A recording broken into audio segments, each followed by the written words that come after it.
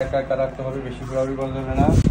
আর হলো একটা ঘরের মধ্যে ই করে উপরে লাভ না করে, ঠিক আছে?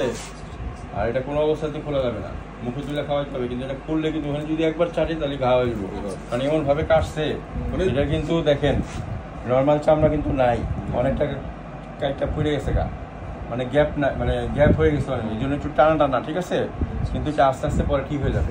মানে চামড়াটা এখান থেকে যা ওখানে অ্যাডজাস্ট হচ্ছে না, মানে বুঝছেন, মনে হচ্ছে ধরেন এই তো ধরেন ওর মনে করেন এই বডিটা এরকম আসছিল, হ্যাঁ এতটুক চামড়া নাই। এই চামড়াটা আমি ওইখানে যেহেতু তাদের চামড়া একটু লুজ টেনে দেওয়া হয়েছে, এর জন্য। আচ্ছা, মানে যতদিন এটা শুকায় গেলে আর ঝামেলা নাই, শুকায় গেলে আর প্রতিদিন তো আসতেছে, ঠিক আছে? আর এই মুখোশ আমি এখন আপনাকে প্রেসক্রিপশন করে দিচ্ছি, এটা প্রতিদিন নিয়ে আসবেন সাথে করে। আর আগের যত প্রেসক্রিপশন ভ্যাকসিনের কাগজপত্র আছে সব লয়ে যাবেন লগে করে, ঠিক আছে? কালকে থেকে